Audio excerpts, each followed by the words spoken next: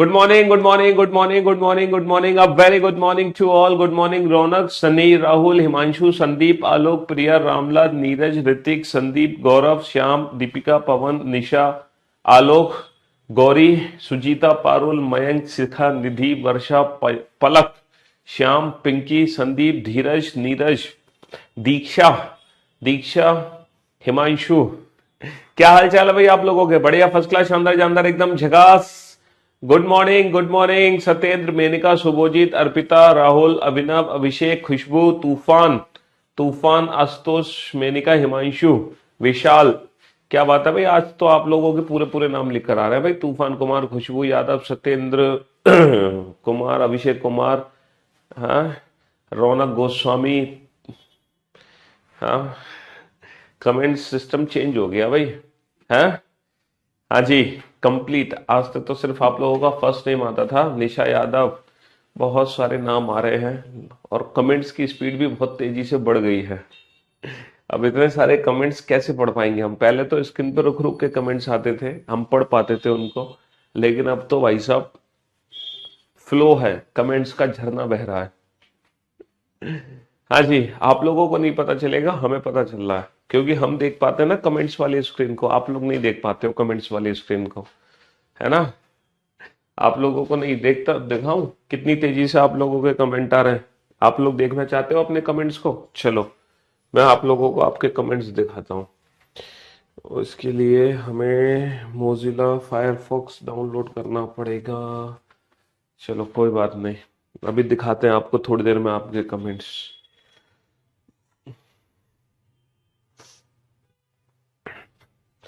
और बताओ भाई, क्या हाल चाल है आप लोगों के? बढ़िया, फर्स्ट क्लास, शानदार जानदार, एकदम झकास। हाँ, अल्टीमेट मजे आ रहे हैं आप लोगों के, नहीं आ रहे? ये बताओ। हाँ, क्यों भाई, लाइफ मौज में बीत रही है? पढ़ाई अच्छे से हो रही है? खाना पीना अच्छे से खा रहे हो? हैं? आपका बस एक ही टारगेट है, पढ़ाई अच्छी करना, खाना पीना अच्छे से खाना। बस, इसके अलावा दुनिया में कोई टेंशन आपको नहीं लेनी है। समझ लो, इसके अलावा दुनिया की कोई टेंशन आपको नहीं लेनी है। एक सेकेंड। मोजिला फायरफॉक्स की जो लिंक थी, ये है। Just wait.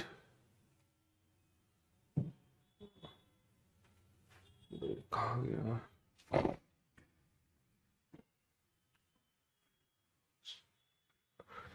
हम्म। जय हिंद भाई, जय हिंद, वंदे मातरम।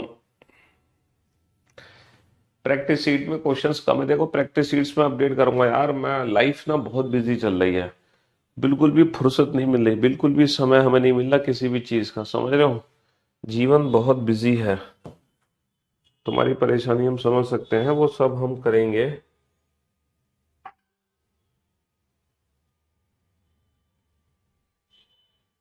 कहाँ गया भाई? कॉपी लिंक एड्रेस,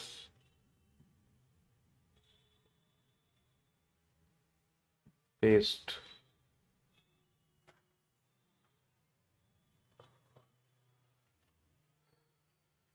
लो भाई साहब, ये आप लोगों के कमेंट्स आ रहे हैं।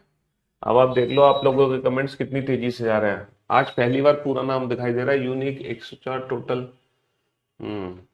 पहली बार आप लोग अपना कंप्लीट नाम देख पा रहे होंगे। तूफान कुमार, नीरज कुमार, हिमांशु तिवारी, विनीत वर्मा, हैं, सबके पूरे पूरे नाम आ रहे हैं।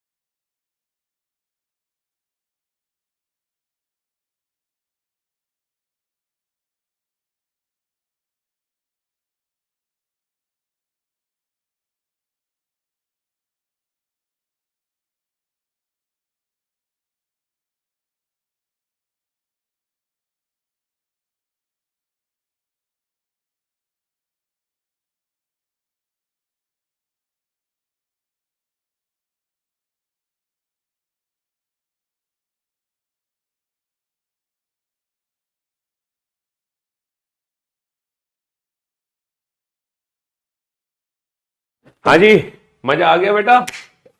तो इस तरीके से आप लोगों के कमेंट्स आते हैं। अब आप लोग कहते हो कि सर आप हमारा कमेंट्स तो पढ़ते नहीं हो, सर आप हमारा नाम तो लेते नहीं हो। अब बताओ मैं आप लोगों का कैसे कमेंट पढ़ लूं और कैसे नाम ले लूं। ये जो कमेंट्स की स्पीड है ना, पूरी लाइव क्लास में ये आप लोगों की कमेंट्स की स्पीड होती है।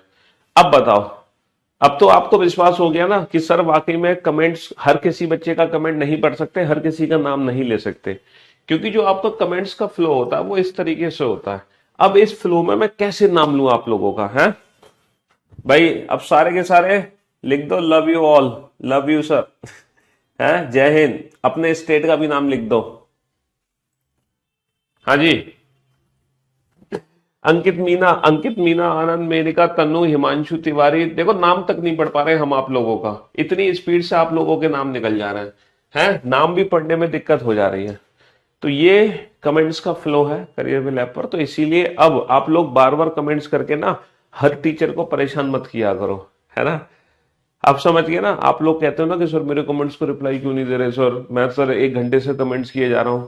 तो इसीलिए आप लोग अब बार बार परेशान मत किया करो कमेंट्स कर करके लाइव सेशन में। चलो फिलहाल तो 5 मिनट के लिए आप कमेंट्स कर सकते हो, 2 मिनट के लिए आपको पता चल जाएगा कि आपके हरियाणा, केरला, उड़ीसा, मेघालय, पता नहीं कहाँ कहाँ से, MP, Uttar Pradesh, love you, Haryanvi, Bihar.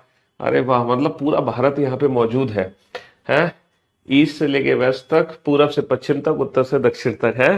हाँ जी, जम्मू से कन्याकुमारी, सब, झारखंड, हरियाणा, राजस्थान, एमपी, बहुत बढ़िया, बिहार, निजाम, बहुत बढ़िया।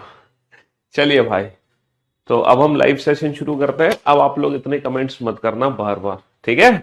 हाँ जी, मौज आ गई कि नहीं आ गई आप लोगों की? चलिए, ओके, अब शुरू करते हैं। चलिए, आज हम जो टॉपिक शुरू करने जा रहे हैं, है ना, आज जो हम टॉपिक शुरू करने जा रहे हैं उस टॉपिक का नाम है रीजन एंड असर्शन।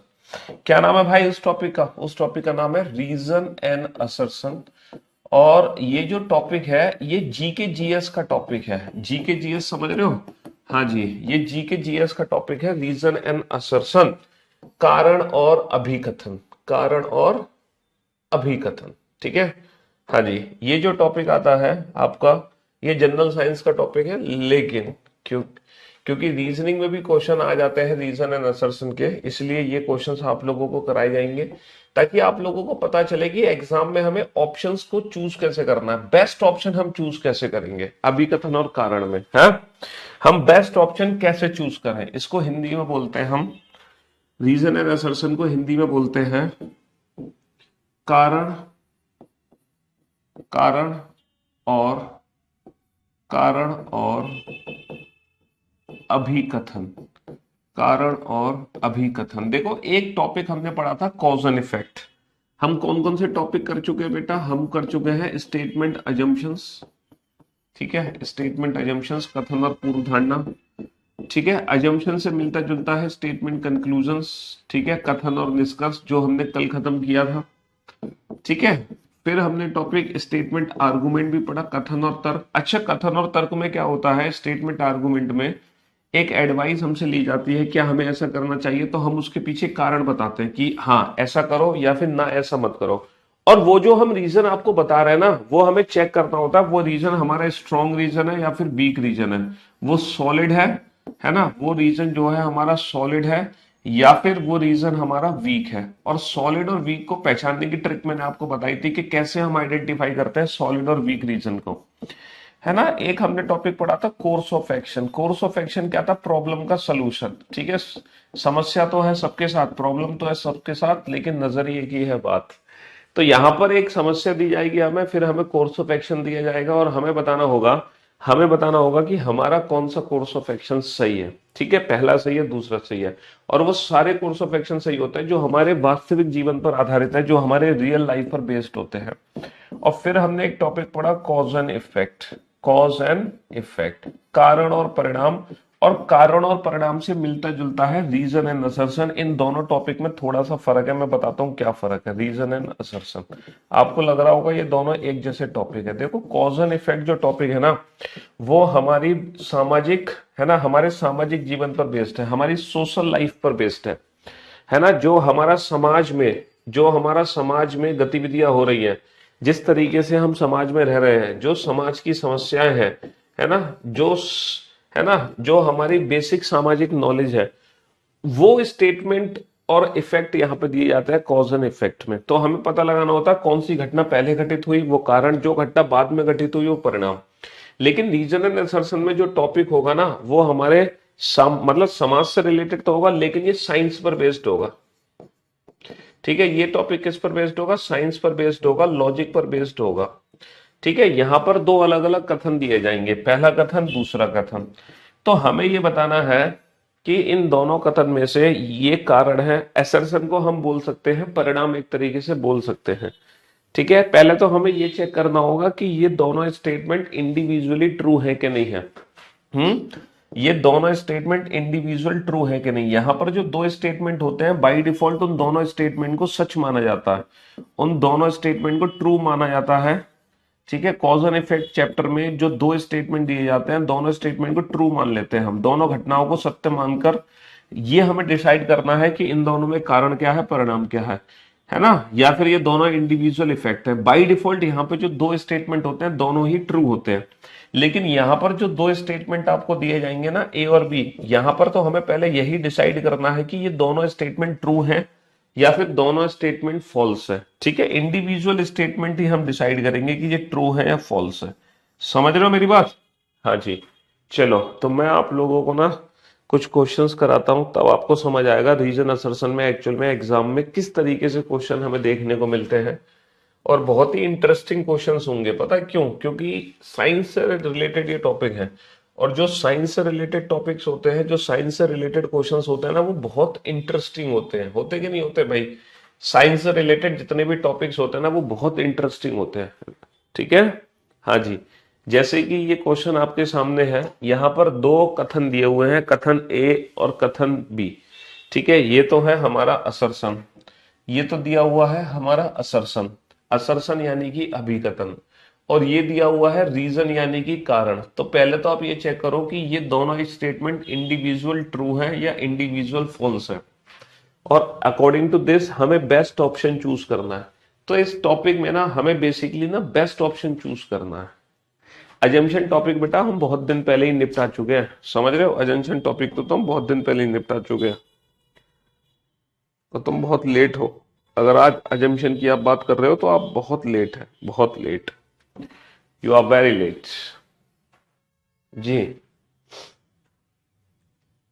अब बनाओ।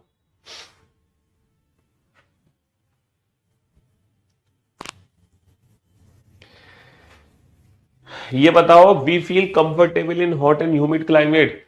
क्या हम गर्म और आर्द्र जलवायु में सहज महसूस करते हैं? ये बताओ। We feel comfortable in hot and humid climate. भैया क्या हम गर्म और आर्द्र जलवायु में सहज महसूस करते हैं?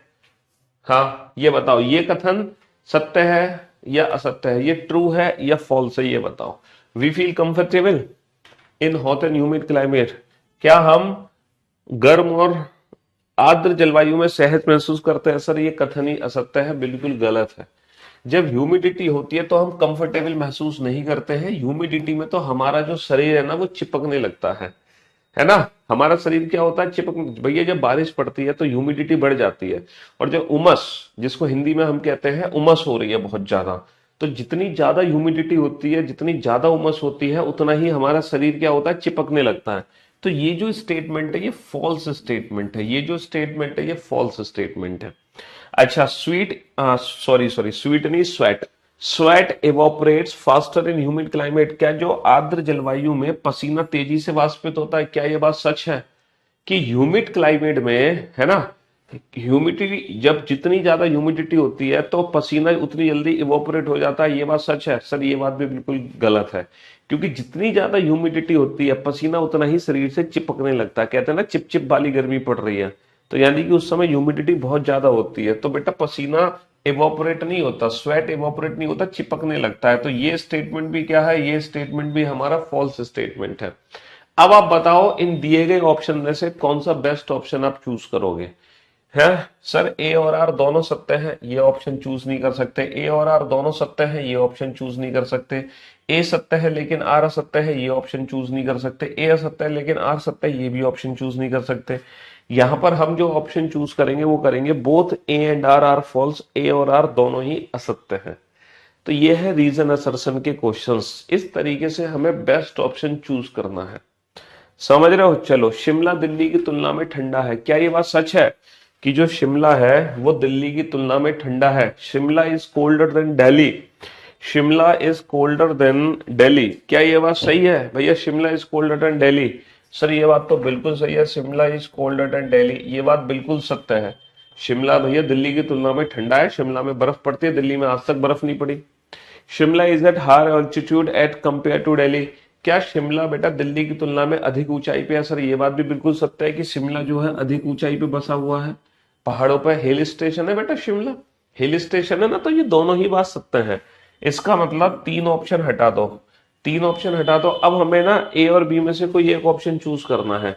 देखो ए और आर दोनों ही सत्य है, ए और आर दोनों ही सत्य है।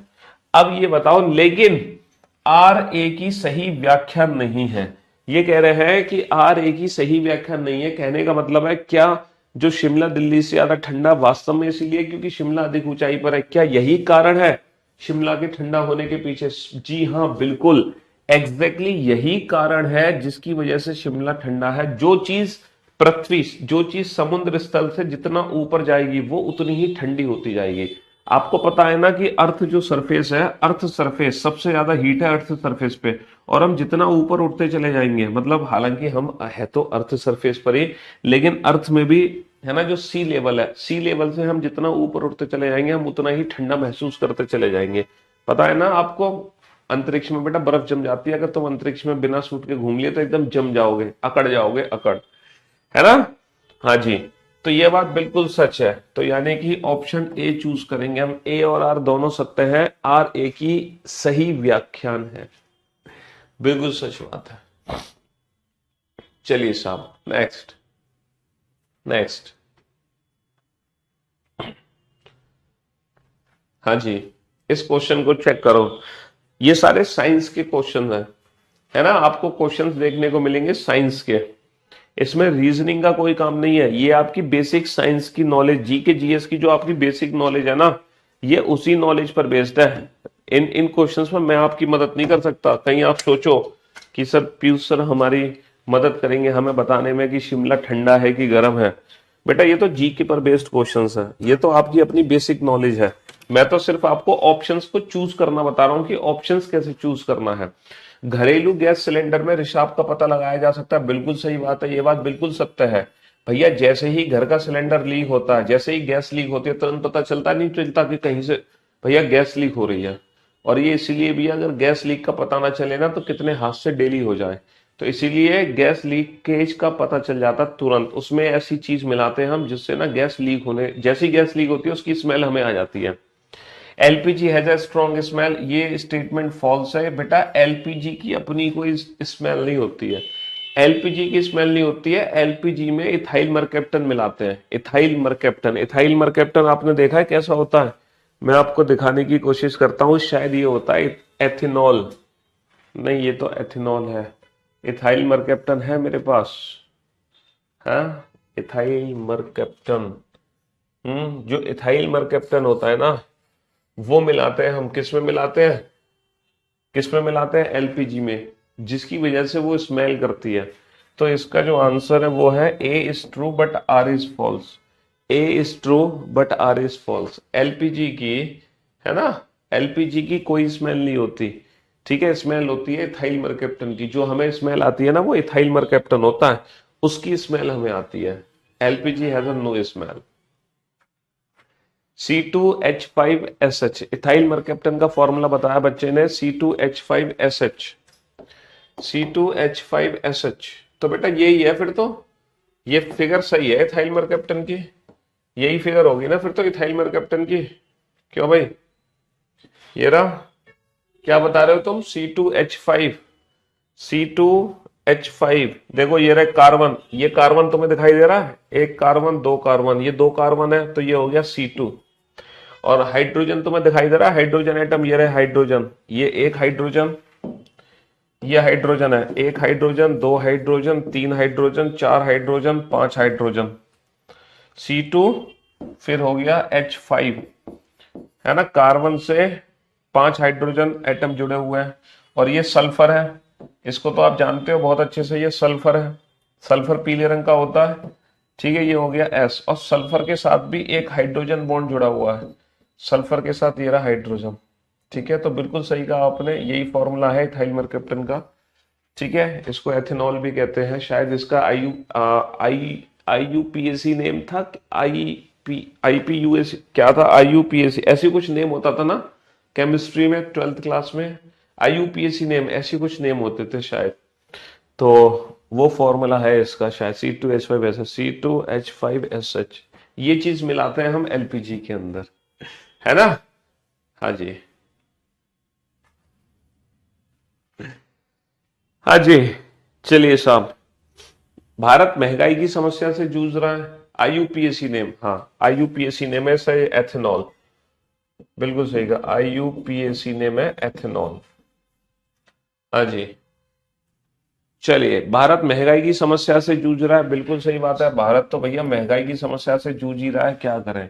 We have failed to check the growth of black money, ये भी सही बात है भैया, हम काले धन का पता लगाने में असमर्थ हुए हैं, ये भी सही बात है ना। भारत महंगाई की समस्या से जूझ रहा है और हम काले धन का पता लगाने में असमर्थ है, ये दोनों सही बात है, ठीक है। हाँ जी, ए और आर दोनों सत्य हैं, आर ए की सही व्याख्यान है ना, हम ये वाला ऑप्शन चूज कर सकते हैं, आर ए की सही व्याख्यान है कि हम काले धन की जांच करने में विफल हो रहे हैं। देखो, काला धन महंगाई को कैसे बढ़ाता है, ब्लैक मनी महंगाई को कैसे बढ़ाता है, मैं आपको बताऊं। जैसे मार्केट में आप कोई प्रॉपर्टी लेने जाते हो, ठीक है, कोई प्रॉपर्टी लेने जाते हो, जैसे जहां हम रह रहे हैं, ठीक है, दिल्ली में, यहाँ पर एक जो फ्लोर मिलता है वो मिलता है लगभग लगभग 3.5 करोड़ का, ठीक है, 3.5 करोड़ का फ्लोर है, समझ रहे हो मेरी बात, हम जहाँ रह रहे हैं। अब इस 3.5 करोड़ के फ्लोर में पता रजिस्ट्री कितने की होती है, रजिस्ट्री होती है सिर्फ और सिर्फ 60 लाख रुपए की, 60 लाख रुपए की सिर्फ और सिर्फ रजिस्ट्री हो रही है, समझ रहे हो, लगभग 50 लाख रुपए की, या 360 का मान लो फ्लोर लिया, तो 60 लाख रुपए की होगी रजिस्ट्री, और बाकी की जो 3 करोड़ है ना, ये लेते हैं बिल्डर्स या जो भी है कैश में। अब सोचो, 3 करोड़ रुपए कैश में ले रहा है ये, कैश, कैश का मतलब क्या है, ब्लैक मनी, भाई कैश का मतलब क्या है, कैश का मतलब है ब्लैक मनी, काला धन, क्योंकि अकाउंट से तो ले नहीं रहे। अब सोचो, अगर ये काला धन, ये ब्लैक मनी मार्केट में हो ही ना, तो पहली बात तो इस फ्लोर की कीमत 3.5 करोड़ रुपए नहीं होगी, फ्लोर की कीमत क्या होगी, मुश्किल से होगी 1 से 1.5 करोड़ रुपए, और वो सारा का सारा ना ए पार्ट होगा, एक नंबर का पार्ट होगा, क्योंकि सरकारी रेट के हिसाब से फ्लोर की कीमत है 60 लाख, लोग मांग रहे हैं 3.5 करोड़ रुपए, वही डिमांड सप्लाई वाला खेल है बेटा, डिमांड बहुत ज्यादा है, सप्लाई बहुत कम है, डिमांड बहुत ज्यादा, सप्लाई बहुत कम है, इसलिए रेट बढ़ते चले जाते हैं, और सारा कहानी कैश के चक्कर में, लोगों के घरों में कैश पड़ा रहता है, उनको कैश इधर उधर एडजस्ट करना होता है, तो बस वो फ्लोर खरीद लेते हैं, उनका कैश एडजस्ट हो जाता है उनको, और मान लो कैश बिल्कुल मार्केट से खत्म कर दें, तो इसी फ्लोर की कीमत 2 करोड़ या 1 करोड़ या 1.5 करोड़, तो कितनी महंगाई बढ़ गई, समझ रहे हो, 60 लाख के फ्लोर को 3.5 करोड़ में बेचा जा रहा है, सिर्फ और सिर्फ इस ब्लैक मनी के चक्कर में, है। चलिए साहब, नेक्स्ट, हाँ जी,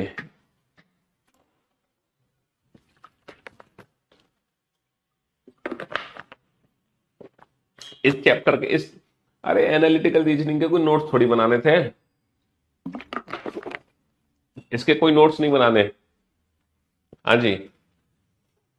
डॉक्टरों द्वारा टूटी हुई हड्डियों को सही करने के लिए प्लास्टर ऑफ पेरिस का उपयोग करते हैं। जब तुम्हारी हाथ की हड्डी टूट जाती है ना, जब तुम्हारी हाथ की हड्डी टूट जाती है ना, तो ये प्लास्टर चढ़ा देते हैं तुम्हारे हाथ पर, क्यों भाई, जब तुम्हारे हाथ की हड्डी टूट जाती है तो ये प्लास्टर चढ़ा देते हैं तुम्हारे हाथ पर, क्यों भाई, हाथ की हड्डी टूटने पर प्लास्टर चढ़ाया जाता है, ये प्लास्टर चढ़ाते हैं हाथ की हड्डी टूटने पर, डॉक्टर द्वारा टूटी हुई हड्डियों को सही करने के लिए प्लास्टर ऑफ पेरिस का उपयोग किया जाता है। ये जो प्लास्टर चढ़ता है ना, ये बेसिकली प्लास्टर ऑफ पेरिस ही है, पीओपी, ये पीओपी ही है, और ये भी पीओपी है। जो पीओपी तुम्हारे घरों में यूज होती है ना, वही पीओपी बेटा प्लास्टर चढ़ता है तुम्हारे हाथ में। तुम्हारे हाथ में जो प्लास्टर चढ़ता है ना, वो पीओपी होती है, प्लास्टर ऑफ पेरिस। जो पीओपी तुम्हारे घर में यूज हो रही है डिजाइन बनाने के लिए, है ना, वही पीओपी तुम्हारी टूटी हुई हड्डियों को जोड़ने के लिए यूज होती है। ये बात बिल्कुल सत्य है, ये बात बिल्कुल ट्रू है, एकदम सत्य है, इसमें कोई दो राय नहीं है। When plaster of Paris is mixed with Boxer and applied around the fractured limes, it sets into a hard mark. ये कह रहे हैं जैसे ही पीओपी में हम पानी मिलाते हैं ना, वो एकदम कठोर हो जाता है। तो ये बात भी बिल्कुल सत्य है। जैसे ही तुम पीओपी में पानी मिलाओगे, वो ना एकदम हार्ड सरफेस के रूप में कन्वर्ट हो जाएगा। और यही कारण है कि टूटी हुई हड्डियों को जोड़ने के लिए पीओपी का उपयोग किया जाता है। तो option A is the right answer, है ना। हाँ जी, option A is the right answer. A और आर दोनों सत्य हैं और आर ए की बिल्कुल सही व्याख्यान है। इसी कारण से पीओपी का यूज किया जाता है टूटी हुई हड्डियों को जोड़ने के लिए। यही मेन कारण है, समझ रहे हो, यही मेन कारण है। हम सर्दियों में सफेद कपड़े पहनना पसंद करते हैं, ये बताओ। जब सर्दियां होती हैं तो क्या हम सफेद कपड़े पहनते हैं? ये तो बिल्कुल गलत बात है। सर्दियों में हम सफेद कपड़े तो पहनते ही नहीं है। मतलब पहनते हैं सफेद कपड़े, लेकिन सर्दियों में ना हमेशा डार्क कपड़े पहने जाते हैं। डार्क डार्क क्यों पहने जाते हैं सर्दियों में? क्योंकि डार्क क्या करते हैं ना, सूरज से गर्मी को अवशोषित कर लेते हैं, एब्जॉर्ब करते हैं, हीट को एब्जॉर्ब करते हैं, है ना। डार्क जो चीज होती है ना, वो हीट को एब्जॉर्ब कर लेती है अपने अंदर। तो अगर गर्मी में तुम काले कपड़े पहन के निकलोगे ना, तो तुम्हें गर्म गर्म महसूस होगा, क्योंकि वो सूरज की गर्मी को आपके अंदर ले लेगी। सर्दियों में अगर निकलोगे तो, और गर्मियों में भी निकलोगे ना काली शर्ट पहन के, तो भाई साहब पसीने पसीने हो जाओगे। इसलिए जब धूप तेज पड़ती है तो काले कपड़े पहन के नहीं निकलना चाहिए धूप में, है ना। तब सफेद कपड़े पहन के निकलना चाहिए, क्योंकि जो सफेद कपड़े होते हैं वो धूप को रिफ्लेक्ट कर देते हैं, ठीक है। तो ये तो फॉल्स है। White cloth are good reflects of heat, ये सही बात है बेटा। जो सफेद कपड़े होते हैं वो हीट को रिफ्लेक्ट कर देते हैं, वो अच्छे परावर्तक होते हैं, वो हीट को अपने अंदर नहीं आने देते, बाहरी बाहर फेंक देते हैं। तो क्या आंसर बनेगा? क्या आंसर बनेगा? ए असत्य है, लेकिन आर सत्य है ना। तो बेटा आप बहुत अच्छे हैं, जो कुछ पढ़ाते हैं वो समझ आ। अच्छा, आप लोगों को ई ऑप्शन समझ आ गया, ई ऑप्शन कब चूज करना है। आप लोगों को डी ऑप्शन समझ आ गया, डी ऑप्शन कब चूज करना है। आप लोगों को सी ऑप्शन समझ आ गया, सी कब चूज करना है। और आप लोगों को ए और बी भी ऑप्शन समझ आ गए, क्योंकि हमने ए और बी भी ऑप्शन चूज कर लिए हैं, है ना। अब किसी भी ऑप्शन में कोई कंफ्यूजन नहीं है हमें। बेकिंग सोडा पेट में एसिडिटी पैदा करता है, ये होता है जो सोडा होता है वो एसिडिटी पैदा करता है। हाँ जी। हमने ब्लैक टी शर्ट इसलिए पहन रखी है क्योंकि अभी हमारी जो सर्दी है वो ठीक नहीं हुई, है ना। पता है ना आपको, हम तो सर्दी खांसी जुकाम से 15 दिन से परेशान है। तो मेरी अभी सर्दी खांसी परफेक्ट हुई नहीं है, तो मैं तो इसलिए ब्लैक पहना हूं, थोड़ी सी गर्मी रहे शरीर के अंदर, है। लेकिन ये हाफ टी शर्ट पहनी हुई है मैंने, ऐसे नहीं कि बहुत ज्यादा गर्म हो। बेकिंग सोडा पेट में एसिडिटी पैदा करता है, भैया ये बात सच है बेटा, ये बात बिल्कुल फॉल्स है। जो सोडा होता है ना, वो एसिडिटी पैदा नहीं करता। सोडा जो होता है हमारा, सोडा होता है बेस, और ये एसिडिटी को खत्म करता है, ये एसिडिटी का खात्मा कर देता है सोडा। जब पेट में आपके एसिडिटी हो ना, जब गैस बनती है, तो हम क्या पीते हैं? गैस जब बनती है तो हम इनो पीते हैं। इनो बेसिकली क्या है? इनो एक सोडा ही तो है। अच्छा, जब भी आपके कभी भी पेट में गैस बने ना, जब भी एसिडिटी बने आपको, है ना, जब भी गैस की प्रॉब्लम हो, कभी भी नींबू पानी नहीं पीना। गलती से भी बेटा नींबू पानी नहीं पीना। बहुत सारे बच्चों का ये मिसकंसेप्शन है कि गैस बनने पर वो नींबू पानी का यूज करते हैं, एसिडिटी बनने पर वो नींबू पानी का यूज करते हैं। ये बिल्कुल गलत है, क्योंकि जो नींबू होता है बेटा वो एसिड होता है, एसिड। तो नींबू पानी एसिडिटी को और बढ़ा देगा। तो जब भी आपको एसिडिटी हो, नींबू पानी गलती से भी मत लेना। क्या लेना? सोडा पीना। सोडा, लोगों का मिसकंसेप्शन है एस गैस बनने पर नींबू पानी पी लेते हैं, बिल्कुल गलत। सोडा पीना चाहिए गैस बनने पर। गैस की प्रॉब्लम हो, सोडा पियो, इनो पियो, समझ रहे हो। हाँ जी। अच्छा, दूसरी चीज आप लोगों ने, हाँ, अच्छा, नींबू पानी कब पीना चाहिए? नींबू पानी तब पीना चाहिए, नींबू पानी तब पीना चाहिए जब क्या किया है तुम लोगों ने? ज्यादा खाना खा लिया, ज्यादा खाना खा लिया और वो खाना डाइजेस्ट नहीं हो रहा। बहुत ज्यादा खाना खा चुके हो, खाना डाइजेस्ट नहीं हो रहा, पेट यहां तक भर गया, तब पिया जाता है नींबू पानी। क्यों? क्योंकि तब हमारे पेट में ना एसिड की जरूरत होती है उस खाने को डाइजेस्ट करने के लिए।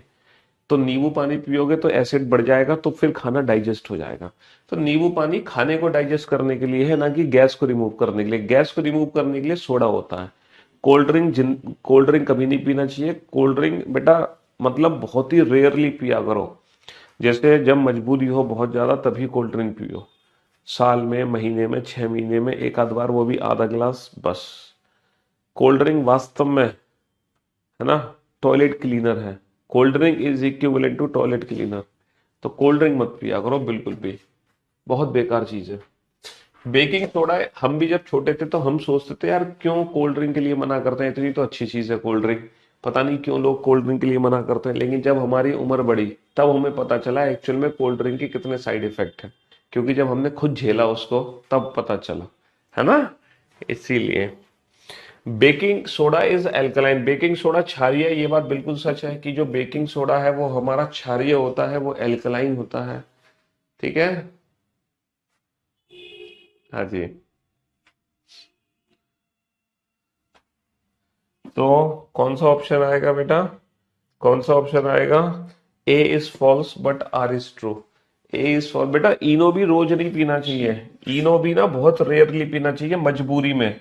जब तुम्हारी मजबूरी है ना तब तुम इनो पियो। ऐसा नहीं कि डेली तुम इनो पिए जा रहे हो, वरना तुम्हारी हालत बहुत बेकार हो जाएगी।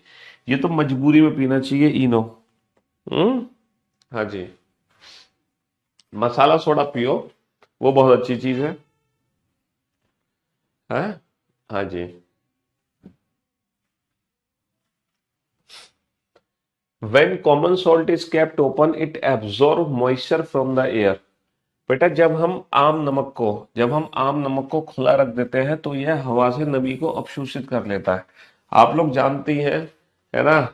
जब बेटा बारिश के दिन होते हैं तो बारिशों के दिनों में आपने देखा होगा जो हमारी नमक की शीशी होती है, नमकदानी जिसको हम कहते हैं, जिससे हम नमक डालते हैं सब्जी में, तो उसके सारे जो ऊपर के छेद होते हैं ना वो बंद हो जाते हैं।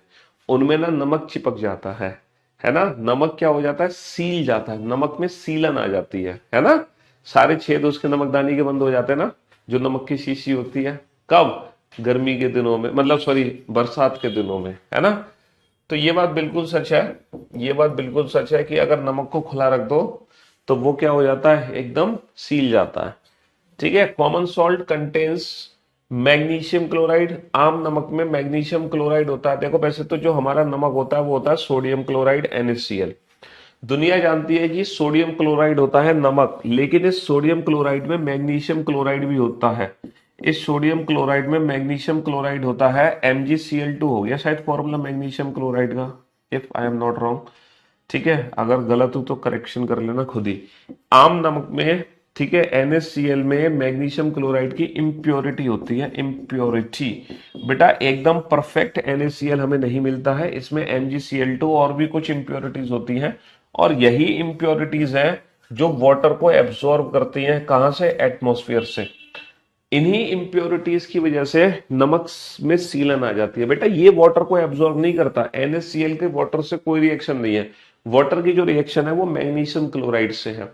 तो मैग्नीशियम क्लोराइड होने की वजह से नमक में सीलन आ जाती है, क्योंकि वो वाटर को एब्जॉर्ब कर लेता है। ठीक है, तो ये बात भी बिल्कुल ट्रू है, और यही कारण है कि नमक में सीलन आ जाती है। इसी इम्प्योरिटी की वजह से हमारा नमक सील जाता है। NaCl की वजह से नहीं सीलता, MgCl2 की वजह से सील जाता है। रेड बुल भी नहीं पीना चाहिए कभी। रेड बुल कोई भी बेटा, ये जितनी भी ड्रिंक्स है ना, एनर्जी ड्रिंक, ये जहर के समान है, पॉइजन। ये तो रेड बुल और कोई भी एनर्जी ड्रिंक तो तब लो जब तुम एकदम मरने की कंडीशन में हो, मतलब तुम्हें चक्कर खा के गिर पड़े हो, तुम्हारा शरीर तुम्हारा साथ छोड़ गया, अब तो ऐसा लग रहा है आपको कि बस शरीर से आत्मा निकलने वाली है, बिल्कुल हाथ पैर ढीले हो चुके हैं, तो तुम इस एनर्जी ड्रिंक को ले सकते हो उस समय। ठीक है, ताकि आपका शरीर एकदम बूस्टअप हो जाए, मतलब एकदम एनर्जी आ जाए इस टाइम। वरना नॉर्मल लाइफ में कभी भी ये एनर्जी ड्रिंक्स मत लिया करो। बहुत साइड इफेक्ट्स हैं, बहुत बैड इफेक्ट्स हैं इन एनर्जी ड्रिंक्स के। इससे बढ़िया तो तुरंत मौसमी के गिलास का जूस, मतलब मौसमी का जूस पी लो एक गिलास तुरंत। ठीक है, मौसमी का जूस पी लो, उससे शानदार कोई चीज नहीं है। गन्ने का जूस पी लो, लेकिन गन्ने का जूस ज्यादा नहीं, थोड़ा। ठीक है, तो ये जूस पी लो तुरंत फ्रूट्स के, एनर्जी ड्रिंक से तो लाख गुना अच्छी चीज है ये।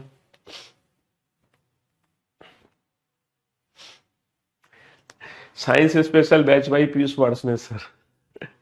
हाँ जी, तो आज भैया साइंस स्पेशल बैच ही चल रहा है, एडमिशन ले लेना मेरे साइंस स्पेशल बैच में, और इसकी फीस अलग से पे करनी है आपको। है कौन सा डॉक्टर देता है कोल्ड ड्रिंक पीने की सलाह तुम्हें? है जयदीप सर कोल्ड ड्रिंक बहुत पीते हैं भैया, जयदीप सर की माया जयदीप सर जाने। जयदीप सर कोल्ड ड्रिंक वो तुम्हें दिखाने के लिए करते हैं, पीते पीते कुछ नहीं है वो। चलिए साहब नेक्स्ट, दूसरा है, बस हो गया ना क्वेश्चन सॉल्व। अच्छा ये बताओ, आपने देखा है अगर नमक को सीलने से बचाना है तो हमें क्या करना चाहिए? अगर नमक को हमें सीलन से बचाना है, अगर आप चाहते हो, अगर नमक है ना, अगर आप चाहते हो कि नमक में सीलन ना आए तो हमें क्या करना चाहिए? क्या करना चाहिए? आपने देखा होगा, अगर आप कहीं मुंबई घूमने गए हो, अगर आप गोवा घूमने गए हो, तो मुंबई गोवा में जो रेस्टोरेंट्स होते हैं ना, उसमें पता है नमक की शीशी में क्या डाला होता है? उसमें नमक की शीशी में ना चावल के दाने डले होते हैं। क्या डाला होता है नमक की शीशी में? चावल के दाने। और जो चावल के दाने होते हैं ना, वो क्या करते हैं, नमक को सीलने से बचाते हैं। क्योंकि जो चावल होता है ना, जो चावल होता है वो नमक को एब्जॉर्व कर लेता है।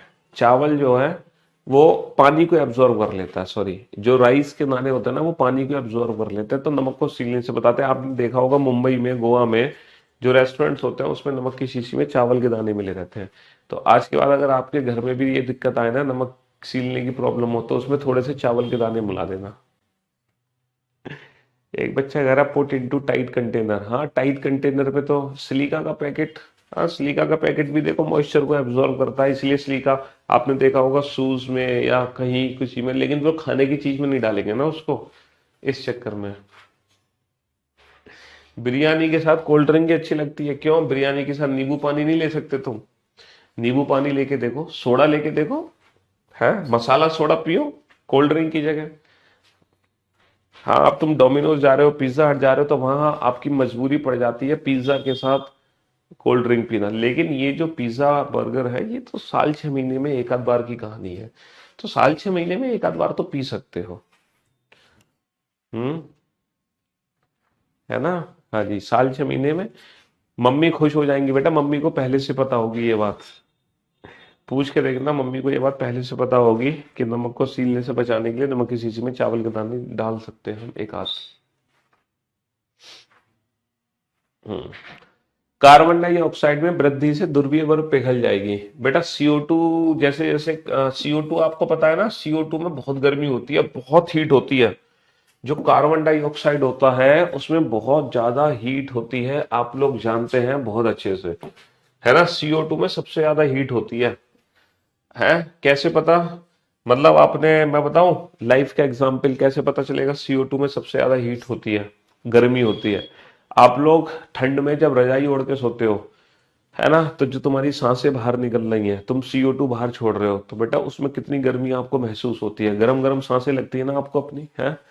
सांसों में गर्मी होती है ना, कितनी गरम गरम सांसें होती है। तो बेसिकली वो जो गरम गरम सांसें हैं वो कार्बन डाइऑक्साइड है, CO2। ऑक्सीजन ठंडी होती है, हम देखो ठंडी हवा लेते हैं, आपको लगता है कि आप गरम गरम हवा ले रहे हो, नहीं ना, ठंडी ठंडी हवा लेते हैं लेकिन गरम गरम हवा छोड़ते हैं, तो वो CO2 होती है बेसिकली। तो ये बात बिल्कुल सच है। ग्लोबल टेम्परेचर वुड राइज, ये बात भी बिल्कुल सच है, और ये परफेक्ट एक्सप्लेनेशन है भाई साहब। ग्लोबल टेम्परेचर बढ़ रहा है, ग्रीन हाउस इफेक्ट हो रहा है, ग्रीन हाउस इफेक्ट से ग्लोबल टेम्परेचर बढ़ रहा है। जितना एनवायरमेंट में CO2 होगा उतना ग्रीन हाउस इफेक्ट होगा, बढ़ेगा। ठीक है ना? हाँ जी, ग्लोबल टेम्परेचर बढ़ने से तो ये बात बिल्कुल सही है। चलिए साहब next,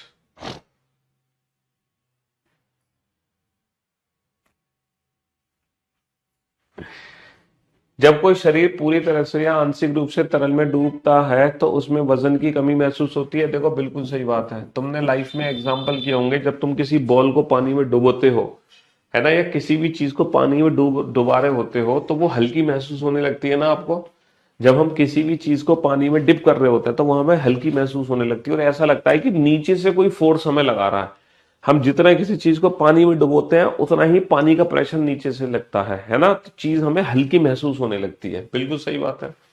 the decrease in weight is due to the high density of the displace liquid. ये बात गलत है बेटा। जो वेट में डिक्रीमेंट होता है वो आर्किमिडीज प्रिंसिपल है। आर्किमिडीज प्रिंसिपल है ना। आपने आर्किमिडीज प्रिंसिपल के बारे में सुना होगा।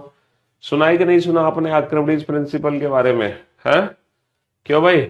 आर्किमिडीज प्रिंसिपल के बारे में आपने सुना है? हाँ जी, आर्किमिडीज प्रिंसिपल ही होता है जिसकी वजह से वेट में कमी होती है। हाँ जी, इसकी वजह से थोड़ी होती है। जब तुम पानी में किसी चीज को डुबोते हो तो वो जितना पानी रिप्लेस करती है जगह, उसके वेट के बराबर एक बायोंसी फोर्स लगता है, उत्प्लावन बल जिसको हम हिंदी में कहते हैं। उत्प्लावन बल जिसको हम हिंदी में कहते हैं। डेंसिटी का तो रोल बेटा वहां आता है, कोई चीज पानी में डूब रही है ना, तो वहां पर डेंसिटी और वॉल्यूम का कंसेप्ट आता है। ठीक है, पानी में जब हम किसी चीज को डुबाते हैं तो कौन कौन सी चीजें जो पानी में डूब जाती हैं परफेक्टली। जिनकी डेंसिटी ज्यादा होती है वो पानी में डूब जाते हैं, जिनकी डेंसिटी कम हो और वॉल्यूम ज्यादा हो वो चीज पानी में नहीं डूबती। आपको पता है ना, वॉल्यूम और डेंसिटी का खेल होता है। जो हमारे पानी के जहाज बनाए जाते हैं वो वॉल्यूम और डेंसिटी के अकॉर्डिंग बनाए जाते हैं। जिस है ना जहाज को जो होगा ना, पानी का जहाज, उसका वॉल्यूम तो होगा बहुत ज्यादा, बहुत ज्यादा, और डेंसिटी होगी बहुत कम।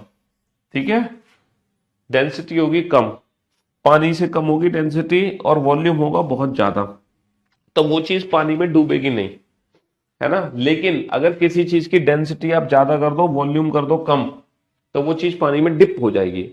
जैसे हमें, आपको पता है जब हम, हाँ, हम वो पहन लेते हैं, क्या पहन लेते हैं उसको, लाइफ जैकेट पहन के पानी में कूदते हैं तो हम डूबते नहीं है। लाइफ जैकेट पहन के जब हम पानी में कूदते हैं तो डूबते नहीं है। पता क्यों? क्योंकि लाइफ जैकेट पहनने से क्या होता है ना, हमारे शरीर का वॉल्यूम बढ़ जाता है और डेंसिटी कम हो जाती है। वॉल्यूम बढ़ जाता है, डेंसिटी कम हो जाती है जब हम लाइफ जैकेट पहनते हैं।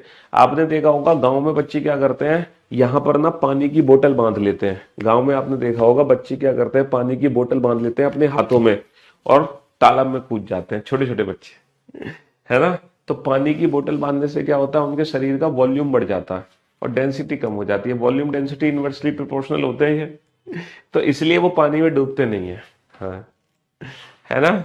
हाँ जी, तो जब हमें पानी के नीचे जाना होता है ना, जैसे आपको पानी की तली पे जाना है तो हम सांस छोड़ के पानी की तली पे पहुंचते हैं। अगर हम सांस भर लें और सांस भर के पानी पे लेट जाएं तो हम ऊपर ही ऊपर तैरते रहते हैं, क्योंकि जब हम बॉडी में सांस भर लेते हैं ना तो हमारे हमारे जो बॉडी है उसका वॉल्यूम बढ़ जाता है। जैसी, है ना, सांस हमारे अंदर होगी और जैसे जैसे हम सांस छोड़ते जाएंगे वैसे वैसे हम डूबते चले जाएंगे। तो आदमी वो डूबता है पानी में जो सांस बॉडी से निकाल देता है, छोड़ देता है ना। जब तक हमारी बॉडी में सांसें भरी हुई हैं, मतलब हम पूरी ऑक्सीजन ले लें, उसके बाद हम डूबेंगे नहीं, है ना। हाँ जी,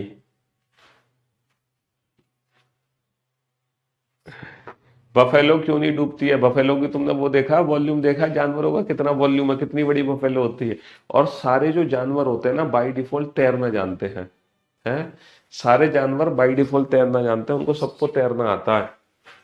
क्या आंसर हो गया उसका? A is true but R is false.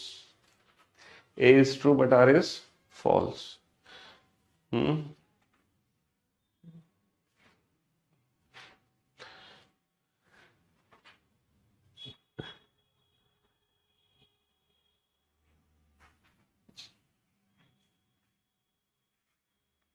चलिए साहब, नेक्स्ट।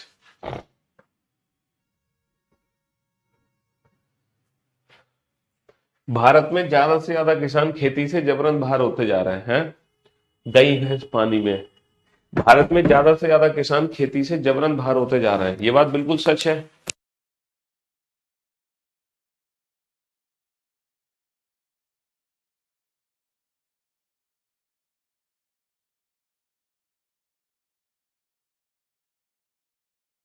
ये बात बिल्कुल सच है कि जो किसान है वो खेती से बाहर होते जा रहे हैं, बिल्कुल सच बात है।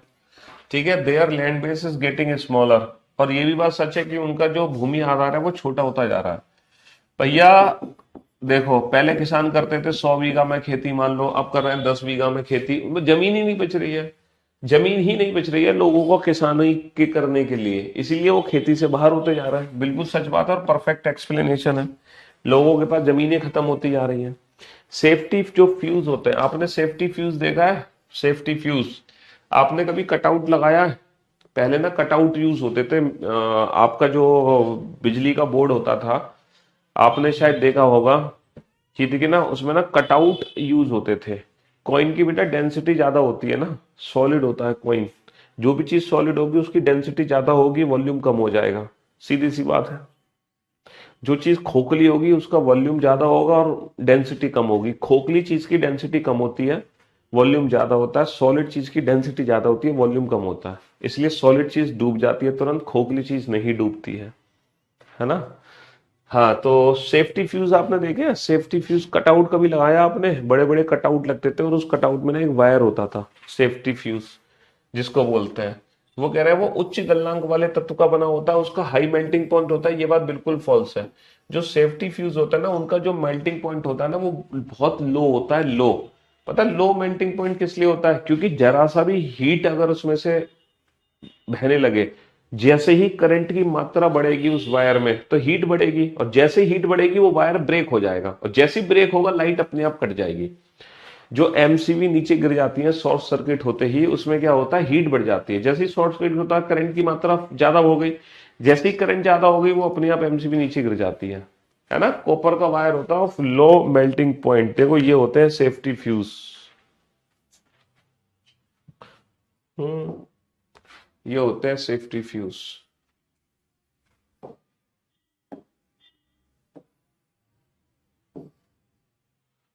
है ना। ये कह रहा हूँ, ये कटआउट तो आपने देखा होगा अपने घरों में, ये होता है फ्यूज वायर।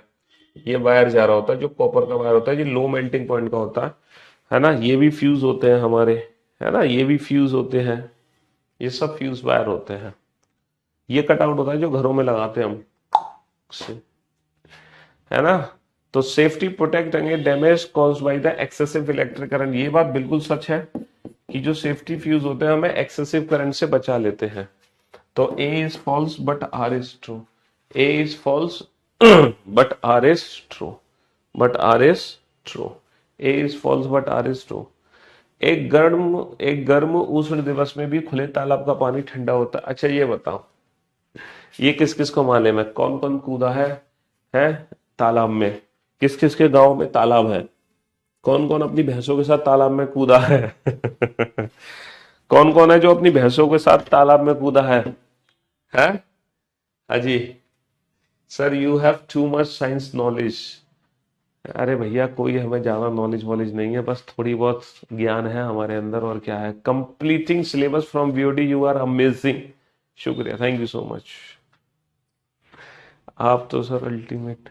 हम्म एक गर्म उष्ण दिवस में भी खुले तालाब का पानी ठंडा रहता है, ये बात बिल्कुल सच है कि जो तालाब का पानी होता है, सड़ी गर्मी पड़ रही हो, भयंकर जून की गर्मी, जुलाई अगस्त की गर्मी, भयंकर धूप पड़ रही हो, लेकिन जब तुम तालाब में डुबकी मारोगे ना तो तालाब का पानी तुम्हें ठंडा मिलेगा, बिल्कुल ठंडा मिलेगा। दूसरा, गर्म होने पर पानी वाष्पीकृत होता है तथा ताप ऊर्जा गुप्त ऊष्मा में बदल जाती है, ये भी बात सच है। एग्जैक्टली पता है क्या होता है कि आप कहोगे सर जब इतनी तेज धूप पड़ रही है तो तालाब का पानी गर्म हो क्यों नहीं रहा?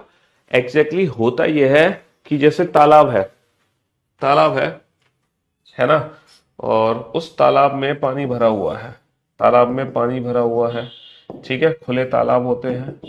अब इसमें पानी भरा हुआ है, तो होता क्या है, जब सन रेज पड़ती है ना, जब सूरज की किरण पड़ती है ना तालाब के पानी में, जब सन की लाइट पड़ती है तो जो ऊपर का पानी होता है ना वो गर्म हो जाता है, और गर्म होने के बाद ये पानी ना सीधा वाष्पीकृत हो जाता है एटमॉस्फेयर में।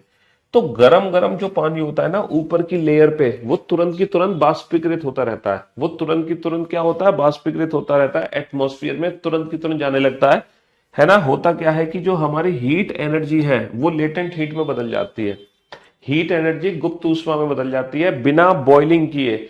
जैसे देखो, पानी वाष्पीकृत कब होता है? पानी वाष्पीकृत तब होता है जब उसको बॉईल किया जाता है, जब उसको उबाला जाता है ना। पहले क्या होता है कि पहले वाटर के जो मॉलिक्यूल्स हैं वो दूर दूर होते हैं, है ना। जितना उनको हीट करोगे वो बॉईल होने लगेगा, बॉइलिंग टेम्परेचर आएगा, तब उसके बाद वो वाष्पीकृत होगा। लेकिन तालाब में ऐसा नहीं होता, यहाँ पे बिना बॉईल किए ही पानी वाष्पीकृत हो जाता है ड्यू टू लेटेंट हीट, गुप्त ऊष्मा की वजह से। ये एक ऊष्मा होती है जो बिना बॉईल किए वाटर को, मतलब एक स्टेट से दूसरी स्टेट में चेंज हो रहा है। अगर कोई आपका सब्सटेंस, अगर कोई भी पदार्थ एक स्टेज से दूसरी स्टेज में चेंज हो रहा है तो वहां पे लेटेंट हीट हमारी काम आती है।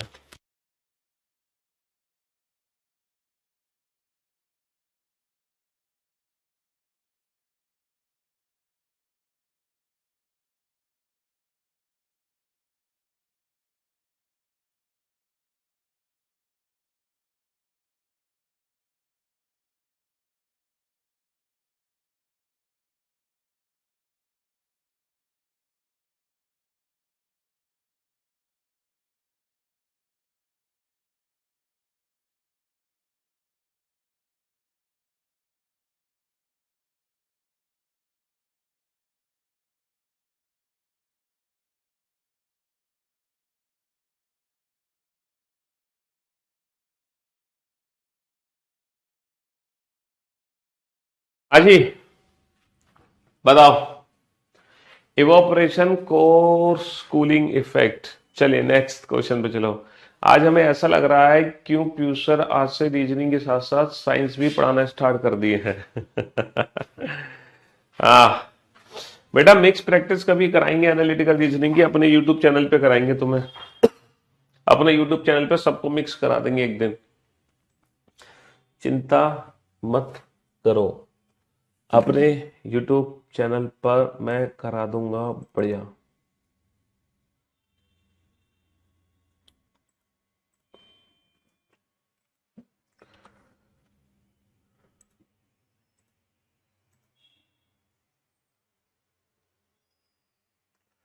आज है 14 तारीख, 14।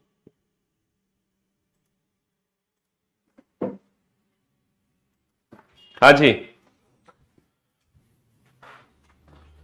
कार्बन अन्य तत्वों की अपेक्षा अधिक यौगिक बनाता। बेटा कार्बन की बॉन्डिंग अधिक होती है सर, कार्बन की बॉन्डिंग सबसे ज्यादा होती है, ये बात बिल्कुल सच है। कार्बन की बॉन्डिंग सबसे ज्यादा होती है, बिल्कुल सच है। कोयले से लेके हीरा तक, कोयले से लेके हीरा तक कार्बन ही कार्बन है बेटा। कोयले से लेके हीरा तक carbon can exist in different form, ये भी सच बात है। इसीलिए कार्बन की बॉन्डिंग सबसे ज्यादा होती है, बिल्कुल सच है। चमगादड़ रात में उड़ते हैं। अब ये तो भैया आपका क्वेश्चन है, अब आप बताओ अब भैया आप रात में उड़ते हो कि नहीं उड़ते हैं? रात में 3 4 5 बजे तक पढ़ते हो ना? क्यों पढ़ते हो? क्योंकि आप हो चमगादड़, रात में उड़ते हो निकल निकल के। हॉस्टल में बच्चे रहते हैं सारे चमगादड़ होते हैं सारे, जैसे ही रात के 2 3 बजते हैं चाय के ठेले पर निकल पड़ते हैं चाय पीने, हैं खोखे पर निकल पड़ते हैं। जब हम बीटेक में थे तो हम भी चमगादड़ थे, हैं हम भी उठ के, हम भी उल्टे लटके रहते थे। जैसे ही रात के 2 बजे चलो भाई चाय पीने चलते हैं ढाबे पर, है तो ढाबे पर चाय पीना रात को। बन मक्खन खाना, लखनऊ में तो भैया बन मक्खन बड़ा खाते थे हम, चाय बन मक्खन। तो जो चमगादड़ होते हैं वो रात में उड़ते हैं, सही बात है बिल्कुल। और हम भी चमगादड़ से कम थोड़ी है, मतलब हम का मतलब आप लोग। बैट्स, चमगादड़ अल्ट्रासोनिक तरंगे निकालते हैं, ये बात भी सच ही होगी, है क्यों भाई? चलिए साहब नेक्स्ट। कितना सिलेबस रहती है? बेटा सिलेबस रहती नहीं है, सिलेबस रहता है। स्त्रीलिंग पुल्लिंग का कंसेप्ट अपना सुधारो भाई। 1928, ये हिस्ट्री का क्वेश्चन आ गया भाई साहब, हिस्ट्री का। यहां तो अभिषेक सर आपकी मदद करेंगे, मैं आपकी कोई मदद नहीं करूंगा। 1928 में लाहौर में लाला राजपत राय के नेतृत्व में साइमन कमीशन का विरोध आयोजित किया गया था। मेरे ख्याल से सही बात है, लाला राजपत राय ने कहा था go Simon go back, Simon go back, Simon go back, है। Not a single Indian member was included in the Simon commission, ये बात भी सच है। साइमन कमीशन का विरोध इसलिए किया था लाला राजपत राय ने क्योंकि उसमें कोई भी इंडियन मेंबर, क्योंकि कोई भी इसमें इंडियन मेंबर इंक्लूड नहीं था, इसलिए उन्होंने नारे लगाए थे Simon go back, Simon go back. तो देखो जहां तक मेरा सवाल है इसका आंसर ऑप्शन ए है, बाकी तो अभिषेक सर इस पे मोहर लगाएंगे, ठीक है। अगर मैं सही हूं तो आप बता दो कि मैं सही हूं कि गलत हूं, है? कि एक बच्चा कह रहा है क्रिटिकल रीजनिंग कब होगा? अरे लल्लू लाल, एनालिटिकल रीजनिंग ही क्रिटिकल रीजनिंग है और यही हमने खत्म करा दी। मतलब जो चीज खत्म हो गई तब तुम पूछ रहे हो ये कब होगी? क्रिटिकल रीजनिंग एनालिटिकल रीजनिंग बात एक ही है। क्रिटिकल रीजनिंग एनालिटिकल रीजनिंग बात एक ही है। हिमालय की मिट्टियों में ह्यूमस प्रचुर मात्रा में पाया जाता है, ये बात, ये तो देखो विवेक सर आपको ठप्पा लगाएंगे, ये ज्योग्राफी का क्वेश्चन आ गया। वो हिस्ट्री का क्वेश्चन था, ये ज्योग्राफी का क्वेश्चन था। History, geography, economics, physics, chemistry, bio, सब कुछ आ जाता है रीजन असर्शन में। हिमालय की मिट्टी में अधिक ह्यूमस होता है, बिल्कुल सही बात है भैया। हिमालय की मिट्टी में ह्यूमस क्या होता है? ह्यूमस बेटा जीवाश्म होता है, जीवाश्म। कई सालों में वो ह्यूमस मिट्टी में आता है, इसके कारण मिट्टी ना बहुत उपजाऊ हो जाती है। हिमालय में सर्वाधिक क्षेत्र वनाच्छित है, बिल्कुल सही बात है। ठीक है, क्योंकि भैया वो वनाच्छित है तो ह्यूमस बनता है कई सालों में, तो वो उपजाऊ हो जाती है, उपजाऊ। देखो ये बात भी विवेक सर से मोहर लगवा लेना, मेरे हिसाब से तो ए ऑप्शन सही है। हाँ जी, किसी गैस को दबाव डालकर आसानी से संपीड़ित किया जा सकता है। A gas can easily B compress by applying pressure. देखो गैस के जो मॉलिक्यूल्स होते हैं वो बहुत दूर दूर होते हैं। गैस के मॉलिक्यूल्स, आप जानते हो कि जो गैस के मॉलिक्यूल्स होते हैं वो बहुत दूर दूर होते हैं। ये बात तो आप बहुत बेहतर तरीके से जानते हो, गैस के मॉलिक्यूल्स बहुत दूर दूर होते हैं। आपको बताने की जरूरत नहीं है, बचपन से आपने गैस के मॉलिक्यूल्स देखे होंगे, है ना। उससे कम बेटा लिक्विड होता है, सबसे पास में होता है solid.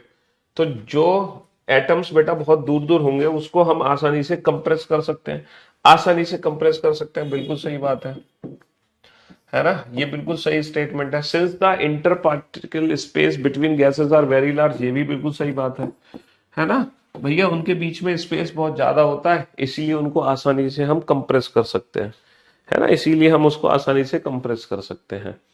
It is easier to cook food at sea level at compare to how हो। ये बहुत बढ़िया क्वेश्चन है, इसका आंसर दो। कौन सा फॉल्स स्टेटमेंट है भाई? ये बहुत शानदार क्वेश्चन है, इसका आंसर दो। ये तुम्हारे घरों में लागू होता है, ये तुम्हारी मम्मी भी तुम्हें बता सकती है। अच्छा ये बताओ, प्रेशर कुकर में खाना जल्दी क्यों पक जाता है? प्रेशर कुकर में खाना जल्दी क्यों पक जाता है, क्या कारण है? जब हम प्रेशर कुकर में खाना बनाते हैं तो जल्दी क्यों पकता है बजाय खुले बर्तन के? खुले बर्तन में तुम चावल बनाओगे तो तुम्हें लगेंगे 10 से 15 मिनट, प्रेशर कुकर में एक सीटी में चावल पक जाता है, इन अ सिंगल सीटी।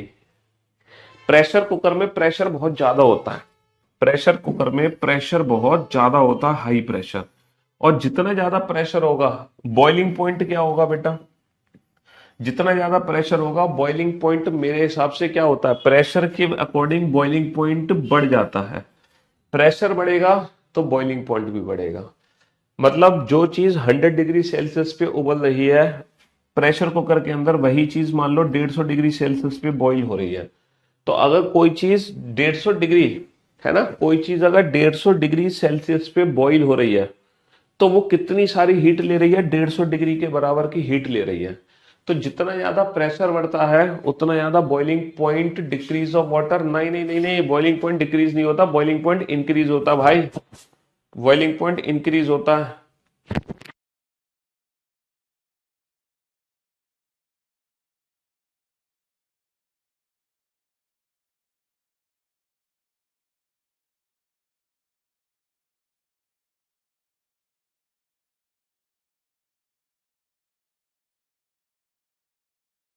बेटा जितना ज्यादा प्रेशर बढ़ेगा उतना ज्यादा बॉइलिंग पॉइंट बढ़ेगा, जितना ज्यादा बॉइलिंग पॉइंट बढ़ेगा चीज उतनी जल्दी पकेगी।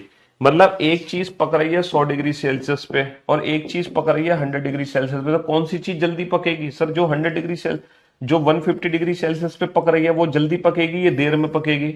और ये तब होता है बॉइलिंग पॉइंट जब प्रेशर बढ़ जाता है। तो प्रेशर कुकर के अंदर प्रेशर बढ़ने से बॉइलिंग पॉइंट बढ़ जाता है, जिसके कारण चीज हमारी जल्दी पक जाती है। It is easier to cook food at sea level as compare to higher altitude. अच्छा ये बताओ, क्या ये बात सच है कि अधिक ऊंचाई की तुलना में समुद्र तल पर भोजन पकाना आसान है? समुद्र तल पर भोजन पकाना आसान है। अच्छा ये बताओ, जितना हम ऊंचे होते जाते हैं उतना प्रेशर क्या होता है? देखो जितना आप अर्थ सरफेस से ऊपर उठते चले जाओगे उतना एटमॉस्फेरिक जो प्रेशर है वो आपको कम महसूस होगा। भैया जितना आप नीचे होगे उतना ज्यादा एटमॉस्फेरिक प्रेशर आप पे लग रहा होगा, और जितना आप अर्थ सरफेस से ऊपर उठोगे उतना ही कम एटमॉस्फेरिक प्रेशर होता जाएगा। पहाड़ों पे एटमॉस्फेरिक प्रेशर बेटा कम होता है। और अदर अधिक ऊंचाई की तुलना में समुद्र तल पर भोजन पकाना आसान इसलिए है क्योंकि अधिक ऊंचाई, पहाड़ों में क्या होता है, पहाड़ों में एटमॉस्फेरिक प्रेशर कम होता है। अच्छा एटमॉस्फेरिक प्रेशर अगर कम होगा तो बॉइलिंग पॉइंट भी क्या होगा, पानी का कम हो जाएगा।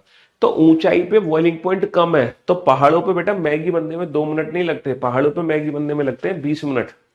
समुद्र तल पे मैगी जल्दी पकेगी, पहाड़ों पे मैगी देर में पकेगी, है ना। Air pressure decrease with height, तो एयर प्रेशर डिक्रीज हुआ, बॉइलिंग पॉइंट डिक्रीज हुआ, बॉइलिंग पॉइंट डिक्रीज होगा तो चीज देर में पकेगी, इसीलिए समुद्र तल पर भोजन पकाना ज्यादा आसान है।